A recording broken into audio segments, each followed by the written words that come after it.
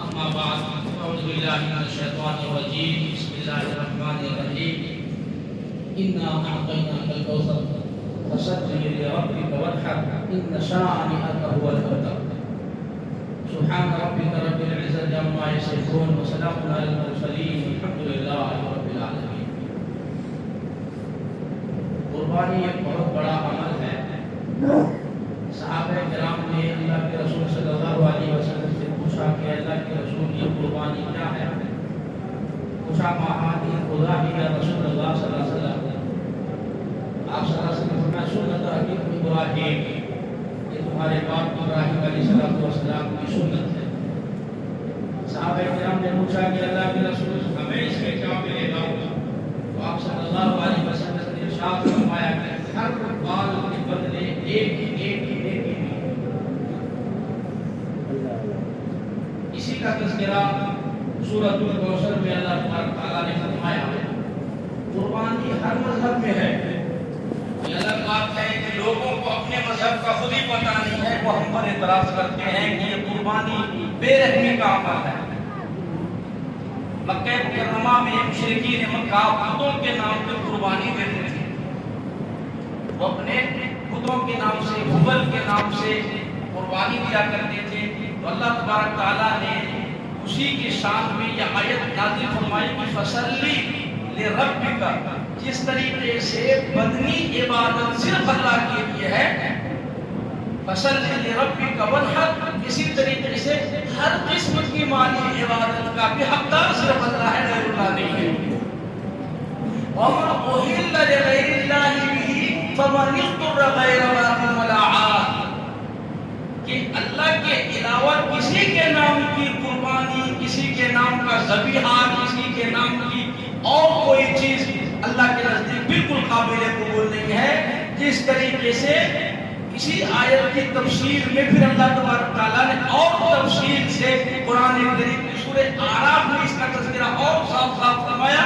کہ اِنَّا صَلَاتِي وَنُسُكِي وَمَحْيَايَ وَمَمَاتِي لِلَّهِ رَبِّ الْعَالَمِينَ. ہر قسم کی قربانی، ہر قسم کی مالی عبادت، ہر قسم کی بدنی عبادت، بلکہ یوں کہہ دیجیے کہ میرا جینا مرنا صرف اللہ کے لیے اور کسی کے لیے ہے ہی نہیں ہے.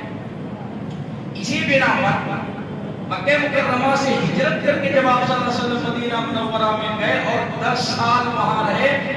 یہ تاریخ گواہ ہے کہ 10 سال آپ نے اپنے ہاتھ سے قربانی دیا ہے. قربانی دیا ہے آپ نے. اسی بنا پر حنفیہ کے نزدیک، ہمارے امام اعظم ابو حنیفہ رحمۃ اللہ علیہ کے نزدیک قربانی واجب ہے. باقی دوسرے جو امام ہیں، امام شافعی رحمۃ اللہ علیہ، امام احمد بن حنبل رحمۃ اللہ علیہ، امام مالک رحمۃ اللہ علیہ، ان تینوں ائمہ کے نزدیک قربانی سنت مؤکدہ ہے. یعنی چھوڑے جو گناہگار ہے، سنت مؤکدہ، چھوڑنے والا گناہگار. لیکن امام اعظم فرماتے ہیں کہ نا وجوب، یعنی آپ نے حکم دیا ہے کہ قربانی دو، تو حکم جو ہے واجب کے لیے آتا ہے. امام صاحب نے قربانی کو واجب قرار دیا ہے. پھر چونکہ قرآن مجید کے احکام، پھر آپ صلی اللہ علیہ وسلم کی جو حدیثیں ہیں وہ بڑے سخت ہیں، اس لیے فرمایا کہ نانا ہر صاحب نصاب پر قربانی واجب ہے. یہاں تک آپ صلی اللہ علیہ وسلم فرمایا کہ اس عہد ہونے کے باوجود اگر کوئی قربانی نہ دے تو وہ میری عیدگاہ میں ہرگز نہ آئے. ان تمام وعیدوں کو اور ان تمام حکموں کو دیکھ کر امام صاحب نے قربانی کے وجوب کا فتویٰ دیا کہ قربانی واجب ہے. اب میں وہ بتایا تھا کہ صاحب نصاب پر قربانی واجب ہے. صاحب نصاب یعنی 52 تولہ چاندی، 7.5 تولہ سونا یا اسی کے برکت زیور، مال تجارت، اور اسی طریقے سے اور دوسری کسی شکل میں اس کے پاس مال ہے جو حاجات اصلیہ سے زائد ہے، تو اس پر قربانی واجب ہے. ان تمام پر قربانی واجب ہے. ہیلا کے بہانہ کر لینے سے واجب سر سے ٹل نہیں جاتا. اور پھر اس کے بعد اللہ تبارک تعالیٰ کے نبی نے اس پر جو ہے وعدے کتنے فرمائے. اللہ نے حدیث شریف میں آتا ہے کہ جب کل قیامت میں یہ بندہ اپنے کے لیے جائے گا تو اس کے سامنے قیامت میں ان جانوروں کی جنہوں نے قربانی دی ہے، ان کے بال، ان کے کھر، ان کے سینگیں اور ان کے اعضاء سب اس کے نام اعمال میں لے کے ہمیں تولے جائیں گے، جس وجہ سے اس کی مغفرت ہو جائے گی۔ ایک حدیث میں اللہ کے رسول نے فرمایا کہ قربانی جو خالص اللہ کے لیے دیتا ہے، اس کا خون کا قطرہ زمین پر گرنے سے پہلے اللہ اس کی مغفرت فرما دیتے ہیں۔ لن ينال الله لحومها ولا دماؤها ولكن يناله التقوى منكم، کہ اللہ تبارک تعالیٰ تمہارے گوشت لینے کے لیے نہیں آتا، اللہ تمہارے گوشت کا محتاج تو نہیں ہے، ولا دماؤها، اور اللہ کو کسی کے خون کی ضرورت نہیں ہے، گوشت کی ضرورت نہیں ہے، کسی کے بکرے کی ضرورت نہیں ہے، وہ اللہ تو صرف یہ دینا چاہتا ہے وَلَكِنْ يَنَالُهُ التَّقْوَى، کہ اللہ کو راضی کرنے کے لیے اگر ہمیں سر دھڑ کی بازی لگانا پڑ جائے تو بندے پیچھے نہ ہٹے۔ یہ ہے بہت بڑی آزمائش، جیسا کہ سیدنا ابراہیم علیہ السلام کو اللہ تبارک تعالیٰ نے حکم دیا تھا۔ تو قربانی جو ہے کوئی بے رحمی کا عمل نہیں ہے۔ جو پروردگار سارے جانوروں کو پیدا کیا، جس نے انسانوں کو پیدا کیا، اور جو پروردگار عالم نے احکام بنائے، وہ پروردگار احکم الحاکمین ہے اور ارحم الراحمین ہے۔ ہم کہتے ہیں یا ارحم الراحمین، سارے رحم کرنے والوں سے زیادہ اگر قربانی بے رحمی ہوتا تو وہ سارے رحم کرنے والوں سے زیادہ رحم کرنے والا کیسے بے رحمی کرنے کی اجازت دے دیتا مسلمانوں کو، اس بے رحمی کو کیا جائے۔ اسی لیے نہ سمجھی کی باتیں ہیں، جاہلانہ گفتگو ہے، کم پڑھے لکھوں کی یہ بات ہے کہ قربانی بے رحمی کا عمل ہے۔ ورنہ اگر نظام کائنات پر آپ غور کریں تو اللہ تبارک تعالیٰ نے ایسا نظام اور ایسا سسٹم بنایا ہے کہ اللہ تبارک تعالیٰ نے ہر مفضول کو افضل پر قربان کر دیا، ہر مفضول کو، ہر کمتر کو برتر پر فوقیت حاصل عطا فرمایا۔ کل فوق ذی علم علیم، ہر برتر پر، ہر جو ہے کمتر کو برتر پر قربان کیا ہے۔ اور کر لیجیے کہ اللہ تبارک تعالیٰ نے انسانوں کو اشرف المخلوقات بنایا، تمام مخلوق میں سب سے زیادہ عزت، سب سے زیادہ شرف، اور اس پر آ کر کے ساری قربانیاں ختم ہو جاتی ہیں، اور پھر انسانوں کو اللہ نے حکم دیا اپنی ساری قربانیاں اور خواہشات کو اللہ پر قربان کرو۔ آپ دیکھیں کہ سب سے جو ہے کمتر مخلوق جو ہے وہ ہے زمین، یعنی جمادات جو جمے ہوئے ہیں۔ زمین اس میں حرکت نہیں ہے، چار مخلوق کا تذکرہ ہے، جمادات، حیوانات، اس کے بعد جو ہے انسانیات، اور اس کے بعد جو ہے ایک اور مخلوق۔ اس طرح سے چار مخلوقوں کا تذکرہ کیا۔ جو سب سے کمتر مخلوق ہے اس کو اس سے اعلیٰ والے مخلوق پر قربان کیا، پھر اس کو اس سے اوپر والے پر، پھر اس کو اس سے اوپر والے پر۔ یہ نباتات، سب سے پہلے جمادات یعنی پہاڑ، زمین، یہ جمے ہوئے ہیں، اس کے اندر حرکت نہیں ہے، تو اس زمین کو نباتات کے لیے قربان کیا۔ کسان اس میں ہل چلاتا ہے، اس کو چیرتا ہے، اس کو پھاڑتا ہے اور اس کو رونتا ہے، جو مرضی وہ کرتا ہے۔ کیوں اس پر اتنا ظلم کر رہا ہے؟ تاکہ اس سے نباتات پیدا ہو۔ اب جمادات میں صرف ایک صفت ہے کہ وہ جمع ہوا ہے، اور نباتات میں اللہ نے دو صفتیں رکھی ہیں۔ نباتات جمع ہوا بھی ہے اور حرکت بھی ہے، درخت ہلتے بھی ہیں، فصلیں ہلتی بھی ہیں اور جمے ہوئے بھی ہیں۔ تو زمین سے نباتات، جمادات سے نباتات افضل ہے، تو نباتات کے لیے جمادات کو قربان کر دیا۔ دیکھیں اللہ پاک کا نظام۔ پھر جب وہ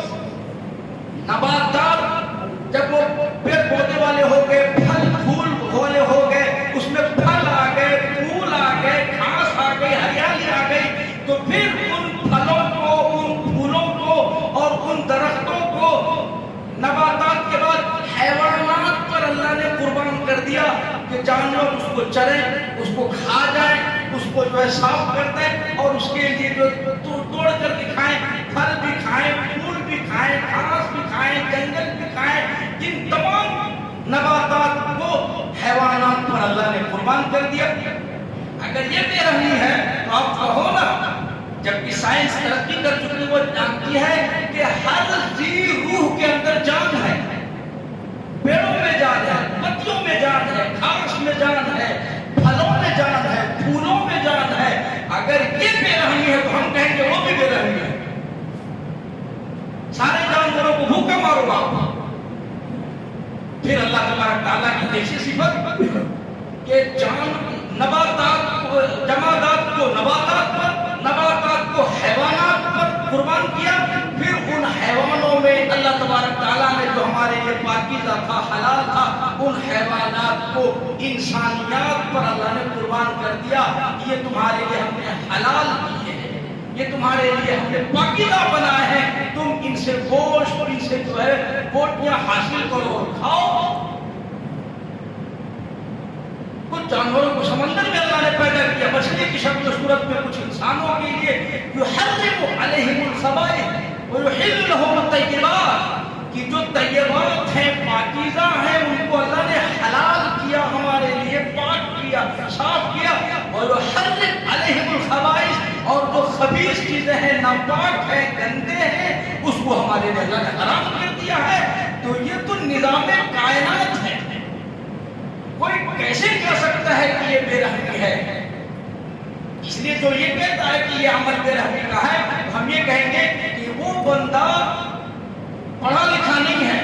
اس نے تاریخ نہیں پڑھی ہے، اس نے جو ہسٹری نہیں پڑھی ہے، اس نے سمجھا نہیں ہے، اللہ کے نظام کو اس نے نہیں سمجھا ہے، قانون خداوندی نہیں سمجھا ہے۔ یہ تو ہم جانور کی قربانی دیتے ہیں۔ قربان جائیے سیدنا ابراہیم علیہ السلام کو اللہ تبارک تعالیٰ نے حکم دیا تو انہوں نے تو اپنے بیٹے کی قربانی دینے کے لیے وہ تیار ہو گئے، اور پھر جو وہ قربانی سیدنا ابراہیم علیہ السلام نے دی ہے، حدیث کی کتابوں میں آتا ہے آسمان کے فرشتے چیخنے لگے، آسمان کے فرشتے تڑپنے لگے، الہ العالمین اس بچے پر اور اس شیخ پر اللہ آپ رحم فرمائیے، ہم نے روئے زمین پر ایسا عمل کبھی نہیں دیکھا جو آج ہم کو دیکھنے کو مل رہا ہے، کہ بوڑھا باپ اپنے اکلوتی اولاد کے جو گلے میں چھری چلائے، ہم نے ایسا عمل کبھی نہیں دیکھا جیسا آج ہم کو دکھائی دے رہا ہے۔ لیکن کہتے نا، جو کچھ اللہ جانتے ہیں وہ کوئی نہیں جانتا۔ اللہ تبارک تعالیٰ کی علم میں تھا کہ اللہ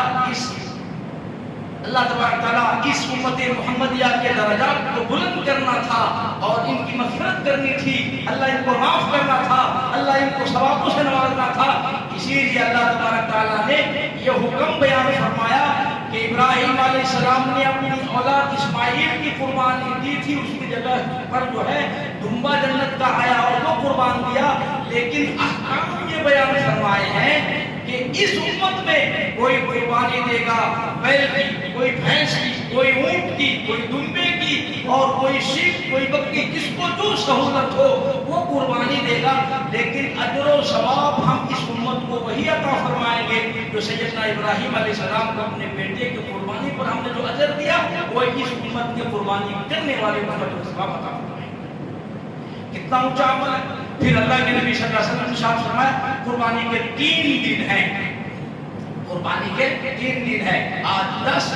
کل 11 اور پرسوں 12، مغرب سے پہلے تک۔ قربانی رات میں بھی درست ہے، ٹھیک ہے، لیکن مکروہ ہے، وہ اس وجہ سے ہے رات میں قربانی کریں گے، ہو سکا کوئی اندھیرے کی وجہ سے صحیح قربانی ہو یا نہ ہو، ذبح ہو یا نہ ہو، اس وجہ سے رات میں مکروہ ہے، دن میں قربانی دیں۔ اچھا، اب افراتفری کا زمانہ، قربانی دینے والے زیادہ، قصائی لوگ ہو گئے کم، الامان والحفیظ، بڑی بے رحمی سے یہ لوگ قربانی دیتے ہیں، قطعاً جائز نہیں ہے۔ اللہ کے نبی صلی اللہ علیہ وسلم نے قربانی کے بھی احکام بیان فرمائے ہیں۔ حدیث شریف میں آتا ہے کہ جس جانور کو اللہ کے نام پر قربان کیا جاتا ہے بسم اللہ اللہ اکبر کہا جاتا ہے، فرمایا اس جانور کو ذبح ہونے پر کوئی تکلیف نہیں ہوتی ہے، ایسا محسوس ہوتا ہے جیسے کسی پیر میں کسی چونٹی وغیرہ نے کاٹا، اس سے زیادہ تکلیف نہیں ہوتی، اس سے زیادہ تکلیف نہیں ہوتی ہے، بشرطے کہ اس کو اللہ کے نام پر بسم اللہ اللہ اکبر کہہ کر کے ذبح کریں۔ اب جو ہے ہمارے یہاں جو افراتفری ہے کہ کئی سارے لوگ جو ہے وہ جانور کو پٹکتے ہیں، گراتے ہیں اور پکڑتے ہیں، اور عموماً میں کسی کا شکوہ شکایت نہیں کر رہا ہوں، کسائی لوگ ان دنوں میں وہ ہاتھ میں گٹکا پان پراگ لے کر منہ میں ڈال لیتے ہیں، عموماً یہ لوگ بسم اللہ اللہ اکبر نہیں پڑھتے اور ایسے پکڑتے، ذبیحہ جائز نہیں ہے۔ مسئلہ یہ لکھا علماء نے، جتنے لوگ اس جانور کو پکڑ کے ہیں، مان لو ایک پکڑ کے ہیں، دو پکڑ کے ہیں، تین چار پکڑ کے بڑا جانور ہے، تو جتنے پکڑ کے سب اس قربانی میں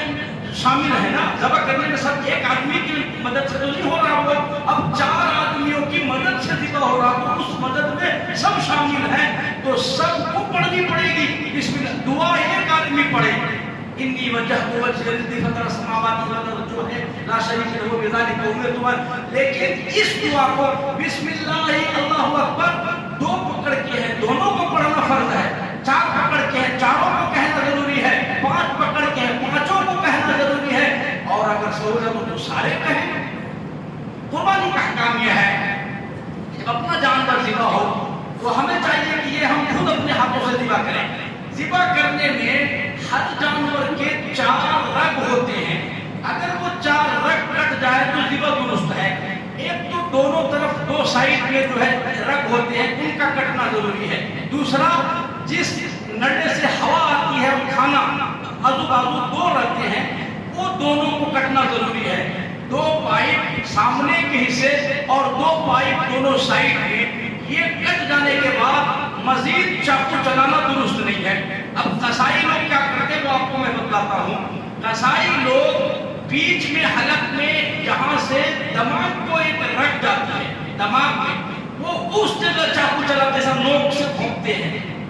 تو اس میں ہوتا یہ ہے کہ دماغ کو جو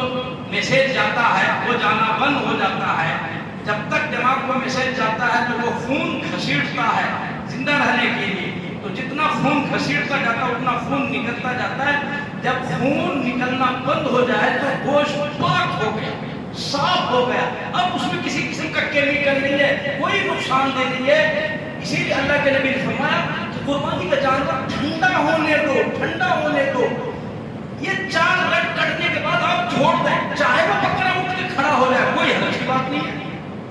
اس کا دماغ کا نس ابھی جاری ہے، وہ خون گھسیٹتا ہے تو وہ خون پورا باہر نکلتا ہے، پورا خون باہر نکل گیا، اب گوشت میں کوئی خون اور کوئی ناپاکی بچی ہوتی نہیں ہے، گوشت پاک ہے۔ اگر کسائی لوگ ہوشیاری یہ کرتے بیچ میں چاقو مارتے اور وہ جو دماغ کا جو رگ نس ہے اس کو کاٹ دیتے ہیں، اب جو ہے آدھا کے جی 1 کg خون گوشت میں محفوظ ہو جاتا ہے، وہ باہر نہیں نکل پاتا، ان کا وزن بڑھ جاتا ہے، ان کا وزن بڑھ جاتا ہے، ان کو فائدہ ہو جاتا ہے، لیکن کھانے والے کو اس گوشت میں کیمیکل رہتا ہے، پھر اس میں جو ہے خون باہر نہیں نکلتا، وہ حرام غذا ہے۔ میں نے پرسوں بھی بتایا تھا کہ ہر حلال جانور میں 7 چیزیں اس میں حرام ہیں، اس میں سے ایک خون بھی ہے، حرام نجس ناپاک، تو وہ پورا نکلنے دینا، اب ان کا نقصان ہوتا حرج ہوتا، لیکن آپ کا یہ نقصان کریں گے، اسی لیے 4 رگیں کاٹنے کے بعد آپ اس میں چاقو چلانے ہرگز نہ دینا۔ ہمارا بکرا جب ٹھنڈا ہوگا تب ہم جو ہے کھاد اتاریں گے، آپ اسے چھوڑ دو، دوسرا آپ کو کچھ کرنا ہے وہ کرو گے، تو اس سے بے رحمی نہیں ہوتی، لیکن جب آپ اس پر چاقو چلائیں گے یہ بہت بڑی بے رحمی ہے، علماء نے اس سے منع فرمایا ہے۔ اسی طریقے سے حدیث میں ہے کہ آپ خود اپنے جانوروں کو ذبح کریں، اللہ کے توفیق دے، اگر اتنا نہیں کر سکتے پاس کھڑے ہو کر کے اس کے قبولیت کی دعا مانگیں۔ اب عربی میں سب کو دعا تو یاد نہیں ہوتی، اللہم تقبل من، اے اللہ میری اس قربانی کو قبول کر لیجئے، کما تقبلت من حبیبک و خلیلک، جیسے آپ ابراہیم علیہ السلام کی قربانی کو آپ نے قبول کیا، حضرت محمد رسول اللہ صلی اللہ علیہ وسلم کی قربانی کو اللہ جس طرح آپ نے قبول کیا تھا، اللہ اس فقیر اور اس عاجز اور اس غریب کی قربانی کو بھی اللہ آپ قبول کر لیجیے۔ اگر آپ کو عربی میں یہ دعا یاد نہ ہو تو کوئی حرج کی بات نہیں، آپ اردو میں اس طرح کہیں، اللہ میری اس قربانی کو جو میں دے رہا ہوں میری طرف سے، میرے گھر والوں کی طرف سے، اب باپ اکیلا دے رہا تو پورے گھر والوں کی طرف سے، اللہ میری یہ قربانی میری اور میرے پورے گھر والوں کی طرف سے قربانی دے رہے ہیں۔ اللہ آپ نے جس طرح ابراہیم علیہ السلام اور جس طرح حضرت محمد صلی اللہ علیہ وسلم کی قربانی کو آپ نے قبول فرمایا، ان کے صدقے میں اللہ میری بھی قربانی قبول فرما لیجیے۔ کوئی ضرورت نہیں عربی میں کہنے کی آپ کو، لیکن ذبح کرنے سے پہلے جو عربی کی دعائیں ہیں وہ کہہ لینا چاہیے۔ انی وجہت وجہی الذی فطر السماوات والارض حنیفا وما انا من المشرکین صلاتی ونسکی ومحیایا ومماتی للہ رب العالمین لا شریک لہ وبذلک امرت وانا بسم اللہ اللہ اکبر، یہ سب کو کہنا ضروری ہے۔ کچھ اور مسائل ہیں جو آپ کو، اچھا ایک اور مسئلہ یاد رکھیے، بعض جگہ سے یہ مسئلہ آیا ہے کہ گھر میں اگر 4-5 بھائی ہیں اور چاروں کو کاروبار ہے، کمانے والے ہیں اور صاحب نصاب ہے، عموماً دیکھا گیا پورے گھر کی طرف سے ایک قربانی دی جاتی ہے اور کہا جاتا ہے سب کی طرف سے ادا ہو گیا، یہ غلط مسئلہ ہے۔ اگر 4 ہیں گھر میں اور چاروں صاحب نصاب ہیں تو چاروں پر قربانی واجب ہے۔ اسی طریقے سے بعض عورتیں مالدار ہوتی ہیں جو صاحب نصاب ہوتی ہے، عموماً عورتیں غفلت کرتی، وہ کہتی ہیں کہ قربانی اور زکوٰۃ کا مسئلہ صرف مردوں کے ساتھ ہے، عورتوں کے ساتھ یہ غلط مسئلہ ہے۔ اگر عورت مالدار ہے اور وہ صاحب نصاب ہے تو اس پر بھی قربانی واجب ہے، یہ الگ بات ہے وہ اپنی قربانی اپنے شوہر کے ذریعے کروا دے، اپنے رشتہ دار کے ذریعے کروا دے، لیکن اس پر قربانی جس طریقے سے مردوں پر زکوٰۃ ہے، صاحب نصاب عورتوں پر بھی زکوٰۃ ہے، مردوں پر قربانی ہے عورتوں پر بھی صاحب نصاب ہے، اس پر قربانی واجب ہے۔ اللہ تبارک تعالیٰ سے دعا فرمائیے اللہ تعالیٰ ہم تمام کو خیر سنت صلی اللہ علیہ وسلم توفیق عطا فرمائے، آمین۔ وآخر دعوانا الحمدللہ۔ ہاں اور آپ سے گزارش اور ہے کہ جو قربانی کر رہے ہیں باقی صفائی کا نہایت خیال رکھیں، چونکہ ہم اس ملک میں رہتے ہیں، ہمارے پڑوس میں غیر رہتے ہیں اور معلوم ہے آپ کو کہ حالات کیسے ہیں، تو آلائش اور اس کی نجاست، اس کی گندگیاں آپ ایک جگہ اکٹھا کر کے پولیتھین پیک کر کے جو ہے کچرا اٹھانے والے جاتے ہیں وہ اہتمام سے دے دیں، اور چمڑا لا کر کے ہماری مسجد میں انشاءاللہ یادیں کر کے رسید حاصل کر رہے ہیں، یہاں پر چمڑا اکٹھا کیا جاتا ہے، اس کو انشاءاللہ صحیح مصرف میں استعمال کیا جائے گا۔ اور اسی طریقے سے جو ہے قربانی کے بعد جو ہے گوشت کے 3 حصے کرنے کا اللہ تبارک تعالیٰ کے نبی نے حکم دیا، ایک حصہ اپنے لیے، ایک غریبوں کے لیے، ایک اپنے رشتہ داروں کے لیے۔ اگر کسی کو پورے کی ضرورت ہے کوئی حرج نہیں ہے، اگر ہمارا جو ہے فیملی بہت بڑی ہے اللہ کے نبی فرمایا کہ اپنے استعمال میں لا سکتے ہو، لیکن ہمیں یہ خیال کرنی چاہیے کہ اللہ تبارک تعالیٰ نے صاحب نصاب کے حکم کو سارے سال یہ فراوانی عطا فرماتے ہیں، سارے سال کھائیں، لیکن جو لوگ غریب ہوتے ہیں ان کو سالوں سال نصیب نہیں ہوتا، ایسے لوگوں کا خاص خیال رکھیں اور ایسے گھروں کا انتخاب کریں اور وہاں کی ذمہ داری سمجھ کر کے گوشت پہنچانے کی کوشش کریں۔ ایک ساتھ مسلم غیر مسلم کو کیا قربانی کا گوشت دیا جا سکتا ہے، کوئی حرج نہیں، زکوٰۃ نہیں دیا جا سکتا ہے، مسلم کو قربانی کا گوشت ہے وہ دیا جا سکتا ہے۔ اللہ علیہ وسلم فرمایا ہے